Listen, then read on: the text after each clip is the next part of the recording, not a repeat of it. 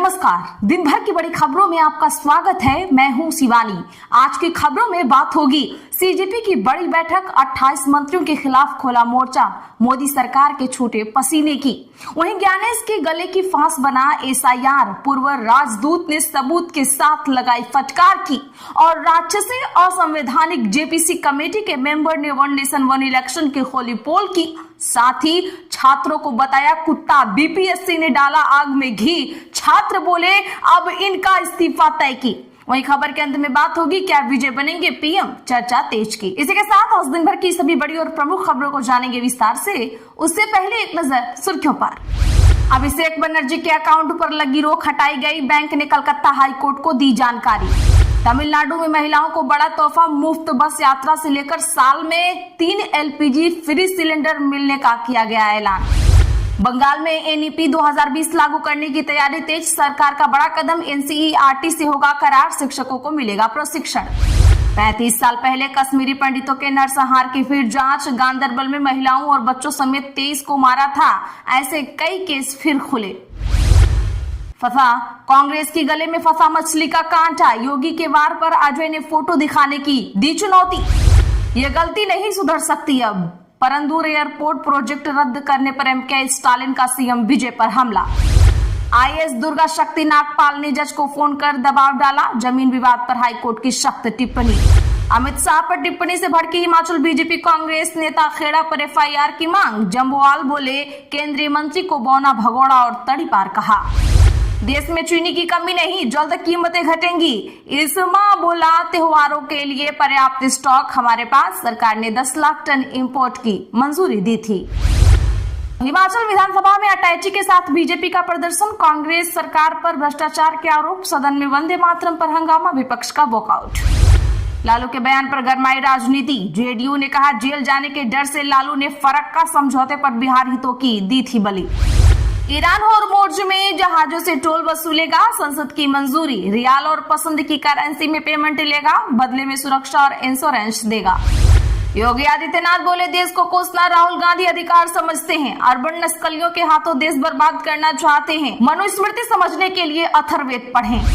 फडणवीस बोले असल में एक दिन का सीएम बनना आसान नहीं है, रेलवे स्टेशन पर चाय बेचने वाला प्रधानमंत्री बन सकता है, ये लोकतंत्र की सबसे बड़ी ताकत। दिल्ली में स्विफ्ट एसयू की टक्कर, आप और भाजपा विधायक समेत 6 घायल, इनोवा में 7 थे दोनों एमएलए, दूसरी लेन से आई कार डिवाइडर से टकराकर भिड़ी। मराठी सीखने के आदेश के खिलाफ मुंबई में ऑटो हड़ताल, ड्राइवर बोले 55 की उम्र में घर चलाएं या भाषा सीखें, 3 महीने का मिला है वक्त।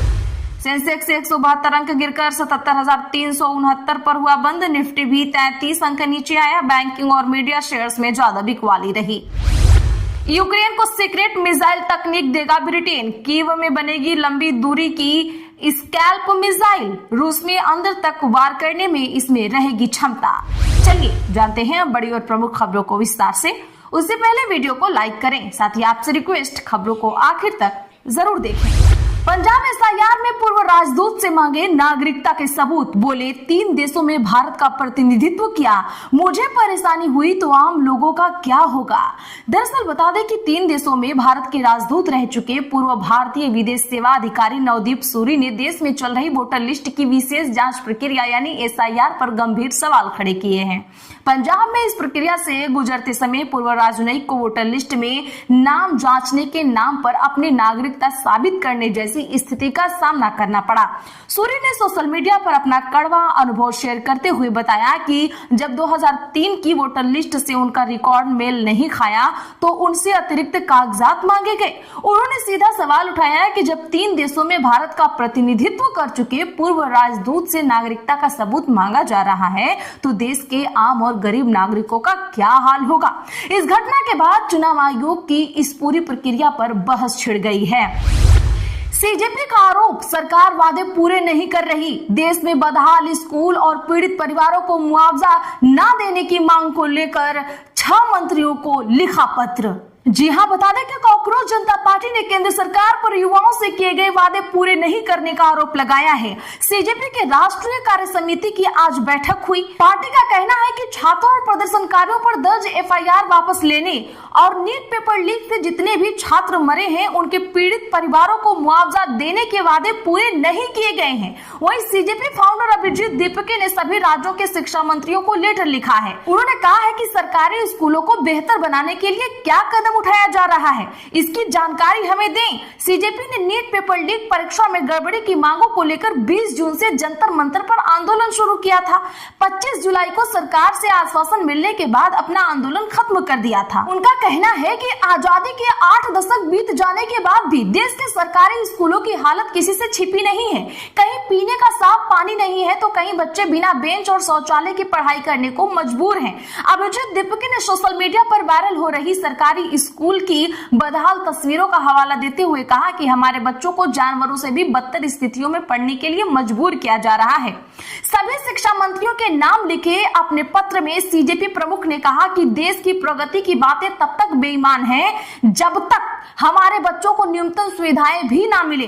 दीपक ने सोशल मीडिया प्लेटफॉर्म एक्स पर यह लेटर शेयर किया है, आप देख पा रहे होंगे। उन्होंने लिखा है कि आजादी के 80 साल बाद भी अगर बच्चों को बैठने के लिए बेंच, पीने का साफ पानी और चालू टॉयलेट ना मिले तो यह बेहद शर्मनाक है। यह मुद्दा किसी एक पार्टी या सरकार का नहीं है बल्कि हमारे बच्चों के भविष्य का है। हमारे बच्चे को चाहे वह किसी भी परिवार में जन्मा हो, एक सुरक्षित क्लासरूम और पढ़ाने के लिए एक बेहतर शिक्षक मिलना चाहिए। अभिजीत दीपके ने शिक्षा मंत्रालय से मांग की है कि वह राज्य के सरकारी स्कूलों की वास्तविक स्थिति पर आंकड़े सार्वजनिक करें। उन्होंने अपने पत्र में 6 प्रमुख सवाल भी दागे हैं, जिसमें पहला सवाल यह है कि पिछले 5 सालों में राज्य के कितने सरकारी स्कूलों का नवीनीकरण किया गया और कितनों को तुरंत मरम्मत की जरूरत है। दूसरा सवाल, राज्य में शिक्षकों के कुल कितने पद स्वीकृत हैं, उनमें से कितने पद भरे हुए हैं और कितनी सीटें खाली हैं। तीसरा सवाल, बीते 5 सालों में सरकारी स्कूलों के लिए कितना बजट आवंटित किया गया और उसमें से असल में कितना पैसा खर्च हुआ। चौथा सवाल, हर बच्चे तक गुणवत्तापूर्ण शिक्षा पहुंचाने के लिए राज्य में और कितने नए सरकारी स्कूल की जरूरत है। पांचवा सवाल, पढ़ाई के अलावा सरकारी स्कूलों के शिक्षकों को कौन कौन सी नॉन टीचिंग जिम्मेदारियां सौंपी जा रही हैं। छठवां और आखिरी सवाल, कितने स्कूलों में कंप्यूटर, चालू शौचालय और खेलकूद के सभी सामान उपलब्ध हैं। कॉकरोच पार्टी का कहना है कि सरकार को सरकारी शिक्षा व्यवस्था की स्थिति को आपातकालीन प्राथमिकता मानते हुए युद्ध स्तर पर काम करना चाहिए। वहीं आगे कॉकरोच जनता पार्टी ने कहा है कि 5 सितंबर को दिल्ली में शांतिपूर्ण विरोध मार्च निकालेगी। पार्टी का आरोप है कि केंद्र सरकार ने जो हमसे और युवाओं से वादा किया था उसे पूरा नहीं किया है। जिसके भरोसे पर जंतर मंतर का प्रदर्शन हमने वापस लिया था उसे पूरा नहीं किया गया है, जिसके तहत अब मार्च इंडिया गेट से शुरू होकर नई दिल्ली पुलिस मुख्यालय तक जाएगा। उसमें उन स्टूडेंट्स के परिजन भी शामिल होंगे जिन्होंने नीट पेपर लीक के बाद अपने परिवार के बच्चों को खोया है। हाथी चले बाजार, कुत्ते भौंके हजार, बयान पर बीपीएससी ने मांगी माफी। दरअसल पटना में छात्रों के प्रदर्शन के बीच बीपीएससी ने आज एक प्रेस कॉन्फ्रेंस की। एग्जामिनेशन कंट्रोलर राजेश कुमार सिंह ने कहा टीआरई 4 की परीक्षा दिसंबर या जनवरी में हो सकती है। परीक्षा 2 चरणों में होगी, पीटी और मेंस परीक्षा, इसमें नेगेटिव मार्किंग भी रहेगी। वहीं गर्दनीबाग में छात्रों के प्रदर्शन को लेकर पत्रकारों के सवाल पर एग्जामिनेशन कंट्रोलर राजेश कुमार सिंह ने कहा, हाथी चले बाजार, कुत्ते भौंके हजार। एग्जामिनेशन कंट्रोलर के इस बयान के बाद छात्रों ने बीपीएससी चोर है के नारे लगाए। छात्रों ने कहा, यही कुत्ता एक दिन आपके आयोग का अधिकारी बनेगा। एक बार कॉकरोच बोला गया था तो प्रधान जी चले गए, अब सचिव की नौकरी जाएगी। प्रदर्शन कर रहे छात्रों की मांग है कि BPSC examination controller Rajesh Kumar Singh माफी मांगे, नहीं तो अगला आंदोलन बीपीएससी गेट पर होगा। हालांकि विवाद बढ़ने के बाद BPSC controller Rajesh Kumar Singh video जारी कर माफी मांग ली। चिदंबरम ने वन नेशन वन इलेक्शन को असंवैधानिक बताया। समिति से बोले, मेरा जमीर इसके समर्थन की गवाही नहीं देता। दरअसल पूर्व केंद्रीय मंत्री पी चिदंबरम ने आज लोकसभा और विधानसभा चुनाव एक साथ कराने के प्रस्ताव का विरोध कर डाला है। उन्होंने संसद की संयुक्त समिति के सामने इसे राक्षसी और असंवैधानिक पहल बताया। पूर्व गृह और वित्त मंत्री ने कहा कि एक देश एक चुनाव के तहत पूरे देश में चुनाव कराने का प्रस्ताव बिना सोचे समझे किया गया काम है। सूत्रों के मुताबिक चिदंबरम चिदम्बरम ने यह राय संविधान 129वां संशोधन विधेयक 2024 और केंद्र शासित प्रदेश कानून संशोधन विधेयक 2024 पर समिति के सामने रखी। कांग्रेस नेता ने कहा कि एक साथ चुनाव कराने से जुड़े दोनों विधेयक असंवैधानिक हैं। हर विधानसभा और संसद का कार्यकाल 5 साल के लिए होता है, इसीलिए उसका कार्यकाल घटाना संविधान के मूल ढांचे का सीधा उल्लंघन है। न्यूज एजेंसी पीटीआई ने सूत्रों के हवाले से बताया कि चिदम्बरम का जमीर इस विधेयक का समर्थन करने का इजाजत नहीं दे रहा है। न्यूज एजेंसी पीटीआई ने सूत्रों के हवाले से बताया कि चिदम्बरम का जमीर इन विधेयकों का समर्थन करने की इजाजत नहीं देता। तृणमूल कांग्रेस की समिति सदस्य सागरिका घोष ने भी विधेयक का विरोध किया। उन्होंने कहा कि इससे चुनाव आयोग को बेलगाम अधिकार मिल जाएंगे। अमित शाह पर टिप्पणी से भड़की हिमाचल बीजेपी, कांग्रेस नेता पवन खेड़ा पर एफआईआर की मांग। बता दें कि केंद्रीय गृह मंत्री अमित शाह के खिलाफ कथित तौर पर आपत्तिजनक और अपमानजनक शब्दों के इस्तेमाल को लेकर हिमाचल प्रदेश भाजपा ने कांग्रेस नेता पवन खेड़ा के खिलाफ पुलिस में शिकायत दी है। शिमला के अतिरिक्त पुलिस अधीक्षक को शिकायत सौंपकर मामले में एफआईआर दर्ज करने और कानूनी कार्रवाई की मांग की है।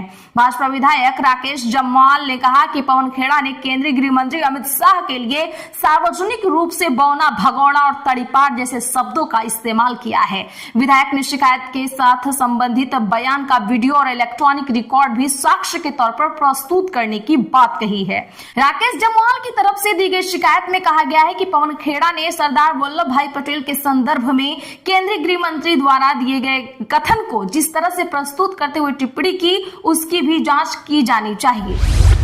दिल्ली नगर निगम में अनोखा प्रदर्शन, नाम लेकर पहुंचे आप पार्षदों ने जल भराव पर लगाए नारे। बता दें कि नगर निगम सदन की बैठक में आज सुरक्षा में बड़ी लापरवाही देखने को मिली है। बरसात के मौसम में जगह जगह हो रहे जल भराव का विरोध करते हुए आम आदमी पार्टी के पार्षद नाम लेकर कार्रवाई में पहुंच गए। इसके साथ ही बैठक में जोर जोर से नारे लगाने लगे।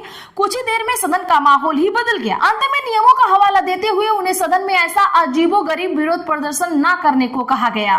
आज के लिए बस इतना ही। ऐसी ही खबरों के लिए चैनल सब्सक्राइब करें और बगल में घंटी के निशान को जरूर दबा लें। वीडियो को लाइक और शेयर करना ना भूलें।